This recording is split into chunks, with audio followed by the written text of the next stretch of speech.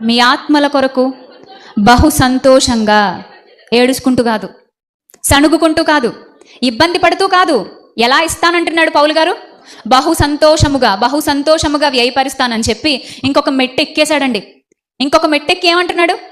నన్ను నేనే ఏం చేస్తాను? వ్యయపరుచుకుంటానంటే అర్థం ఏంటండి? నన్ను నేనే వ్యయపరుచుకుంటానంటే అర్థం ఏంటి? వ్యయము అంటే అర్థం ఖర్చు పెట్టుకోవడం.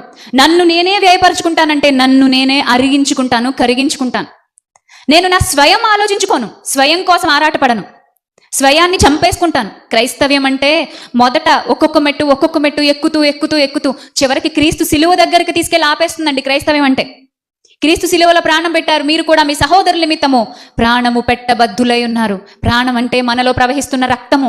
ఆ రక్తము వ్యయపరచాలి. ఆ రక్తంతో పనిచేస్తున్న ప్రతి ఆలోచన మన సహోదరులకి క్షేమకరంగా, సంఘానికి క్షేమకరంగా, దేవునికి ఆ విధంగా ఉపయోగపడేదిగా మనం ఉండాలి. మన బ్రతుకలు మారిపోవాలి. అందుకే నా తండ్రి ఇంటిని గూర్చిన ఆసక్తి నన్ను భక్షిస్తుందంటే నన్ను తినేస్తుంది. ఒకసారి ఆ మాట లోతుగా ఆలోచించండి ప్రియులారా. ఆ ఆశ నన్ను భక్షించేస్తుంది. ఈరోజు ఆశ ఉందా మీకు? ఆసక్తి ఉందా మీకు?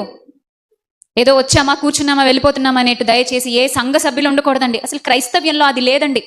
క్రైస్తవ్యంలో మొదటి నుంచి ఈ భక్షించే లక్షణమే ఉంది కాబట్టే ఎంతో మంది కదిలిపోయారండి క్రీస్తు సేవ కోసం. ఎంతో మంది కదిలి ముందుకొచ్చేశారు. దేవుని ఇంటిని గూర్చిన ఆసక్తి నన్ను భక్షిస్తుందని చెప్పటానికి వాళ్ళు పదాలు వాడలేదు, కానీ ఏం వాడారు? ప్రక్రియలు వాడారు, బ్రతుకులో చూపించేశారు. స్వయాన్ని చంపుకున్నారు. నన్ను నేనే వ్యయపరుచుకుంటాను. నిజంగా ఇది ఒక ప్రశ్నేనండి నా జీవితంలో నేను ఆలోచిస్తున్నప్పుడు. నన్ను నేనే వ్యయపరుచుకోవాలి అని చెప్పాడే ఒకనాటి భక్తుడు పౌలు గారు. దీనికి మనం ఎంతగా లోబడి, ఎంతగా డెడికేట్ అయి బ్రతుకుతున్నాం. నేను ఎమ్మీ కార్మైకేల్ గారి చరిత్ర చదివానండి.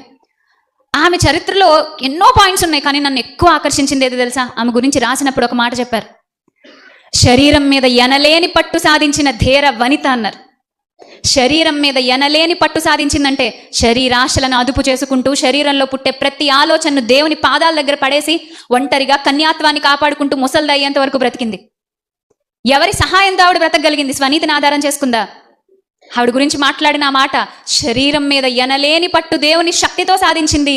ఆ శరీరాన్ని ఇక్కడికొచ్చి అనేక మంది అనాథ బిడ్డల కోసం, దేవదాసి వ్యవస్థను రూపుమాపటం కోసం, అభాగ్యులైన ఆడబిడ్డల కోసం అది వ్యయపరచేసింది. తనను తానే వ్యయపరచుకుందని చెప్తున్నారు ఆవిడ గురించి సాక్ష్యం ఇచ్చేటప్పుడు. ఈరోజు ఒకసారి ఆలోచిద్దామండి. తండ్రి ఇంటిని కూర్చిన ఆసక్తి మనలో ఎంత ఉంది? జ్ఞానానుసారమైన ఆసక్తి ఉంటుందా? లేదంటే లోక సంబంధమైన ఆసక్తి, శరీరానుసారమైన ఆసక్తి ఉంటుందా? కొంతమంది వాక్యం తెలుసుకుంటున్న కొత్తలో లేదా వాక్యం తెలుసుకున్న తర్వాత అది పట్టుకుని వెళ్ళిపోయి అనేకులు మార్చేద్దాం అనుకుంటారు. వాళ్ళకి చెప్దాం, వీళ్ళకి చెప్దాం, వాళ్ళకి చెప్దాం, వీళ్ళకి చెప్దాం అనుకుంటూ తమకు తాము చెప్పుకోవడం మానేస్తారు, దేవునిలో నిలబడడం మానేస్తారు.